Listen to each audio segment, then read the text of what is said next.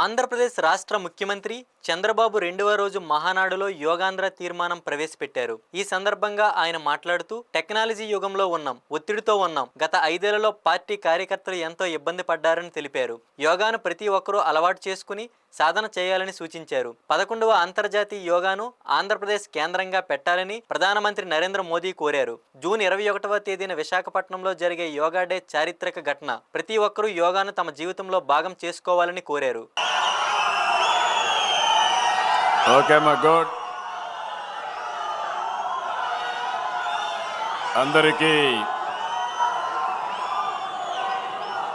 మరొకసారి అందరికీ నమస్కారాలు. అతి ముఖ్యమైన తీర్మానం యోగాంధ్ర.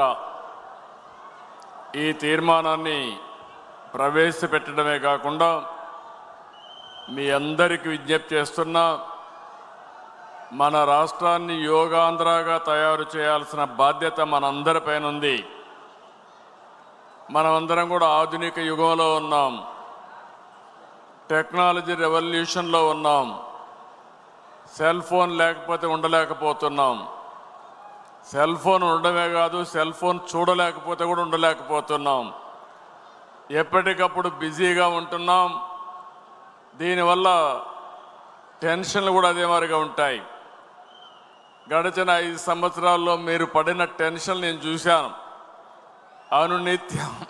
అనునిత్యం మీరు చూస్తే ఎప్పుడు ఏ రోజు ఎక్కడికి ప్రొక్లైన్ వస్తుందో తెలియదు, ఎవరి మీద కేసులు పెడతారో తెలియదు. ఈ విధంగా మనం అనేక ఇబ్బందులు పెట్టాం. కానీ ఈరోజు నేను మీ అందరికీ చెప్పేది, యోగా మనందరం కూడా ప్రాక్టీస్ చేయాల్సిన అవసరం ఉంది. ఇది మానసికంగా, శారీరకంగా మనందరికి ఎంతో రిలీఫ్ ఇస్తుంది. నిన్ననే మనం స్వర్ణాంధ్రప్రదేశ్ మాట్లాడుకున్నాం. 7 శాసనాలను ప్రవేశపెట్టాం. ప్రపంచంలోనే తెలుగు జాతి నెంబర్ 1గా ఉండాలని చెప్పి మనందరం ఆలోచిస్తున్నాం. ఇవన్నీ ఉండాలంటే మీలో కూడా ఒక శక్తి పెరగాలి, ఒక ప్రశాంతమైన ఏకాగ్రత రావాల్సిన బాధ్యత మనందరిపైన ఉంది.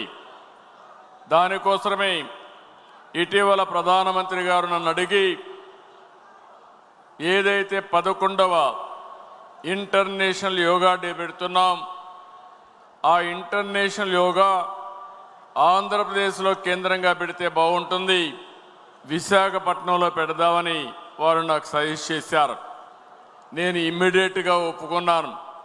నాకు మీ అందరి పైన నమ్మకం, రాష్ట్రం పైన నమ్మకం.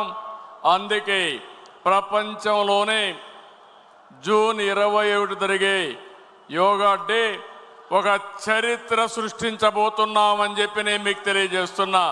విద్యుత్ రంగంలో విప్లవాత్మక మార్పులపై మహానాడులో మంత్రి గొట్టిపాటి రవికుమార్ తీర్మానం ప్రవేశపెట్టారు. ఈ సందర్భంగా ఆయన మాట్లాడుతూ, దేశంలో మొట్టమొదటిసారిగా విద్యుత్ సంస్కరణలు అమలు చేసింది సీఎం చంద్రబాబు అన్నారు. 1998లో విద్యుత్ రంగ సంస్కరణలను ప్రవేశపెట్టిన మొదటి రాష్ట్రం ఆంధ్రప్రదేశే. ఏపీను మిగులు విద్యుత్ రాష్ట్రంగా తీర్చిదిద్దిన నేత కూడా చంద్రబాబేనని పేర్కొన్నారు. జగన్మోహన్ రెడ్డి అధికారంలోకి వచ్చిన తరువాత విద్యుత్ వ్యవస్థను సర్వనాశనం చేశాడని ఆరోపించారు. తెలుగుదేశం అధికారంలో ఉన్నప్పుడు ఒక్కసారి కూడా విద్యుత్ ఛార్జీలు పెంచలేదు, కానీ వైసీపీ హయాంలో 9 సార్లు విద్యుత్ ఛార్జీలు పెంచారు అని విద్యుత్ శాఖ మంత్రి గొట్టిపాటి రవి మహానాడు వేదికగా ఆరోపించారు.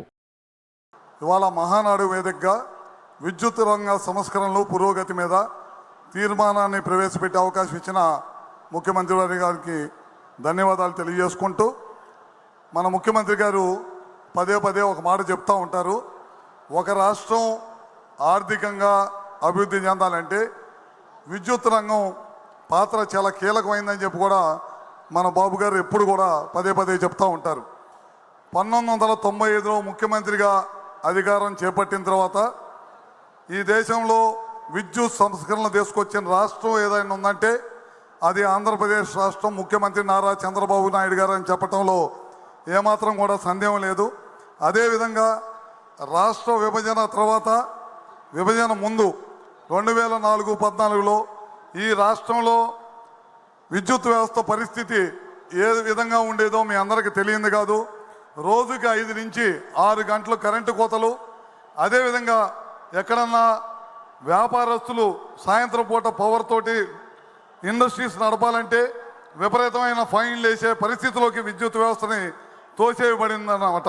అదేవిధంగా 2014లో రాష్ట్ర విభజన అయిపోయిన తర్వాత ముఖ్యమంత్రి నారా చంద్రబాబు నాయుడు గారు తెలుగుదేశం పార్టీ అధికారంలోకి వచ్చిన తర్వాత ఈ రాష్ట్రాన్ని మిగులు విద్యుత్ రాష్ట్రంగా తీర్చిదిద్దిన ఘనత మన ముఖ్యమంత్రి గారిదని చెప్పడంలో ఏమాత్రం కూడా సందేహం లేదు.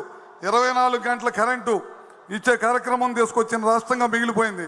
ఈ రాష్ట్రం మళ్ళీ మన పార్టీ అధికారం కోల్పోయే నాటికి ఈ రాష్ట్రంలో మిగులు విద్యుత్ రాష్ట్రంగా పేరు ఉండేదన్నమాట. 1919 నుంచి 24 కాలంలో మనం అధికారం కోల్పోయిన తర్వాత జగన్మోహన్ రెడ్డి అధికారంలోకి వచ్చిన తర్వాత ఈ రాష్ట్రంలో విద్యుత్ వ్యవస్థని సర్వనాశనం చేయడమే కాకుండా 9 సార్లు కరెంటు ఛార్జీలు పెంచిన రాష్ట్రంగా మిగిలిచ్చాడు.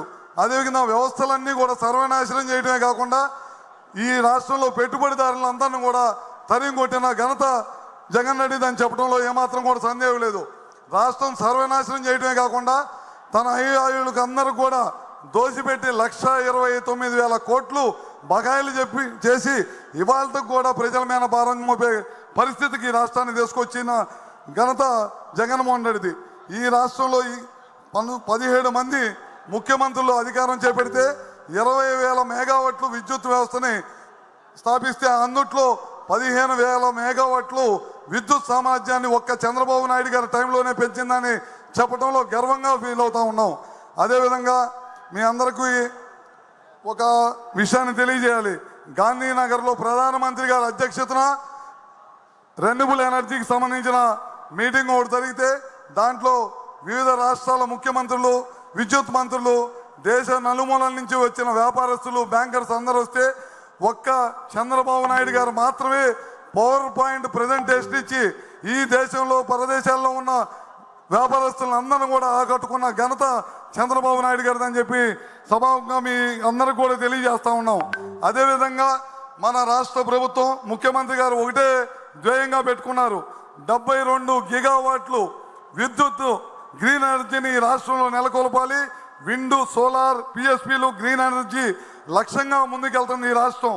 తద్వారా ఈ నేల మీద నుంచి మన అవసరాలకు కరెంటు వాడకుండా పక్క రాష్ట్రం నలుమూల దేశ నలుమూలలకు కూడా విద్యుత్ అవసరాలను తీర్చే విధంగా మన రాష్ట్రాన్ని తయారు చేయాలనే ఉద్దేశంతో ఈ ప్రభుత్వం అడుగులేస్తుందని చెప్పి కూడా మీ అందరికీ తెలియజేస్తా ఉన్నాను.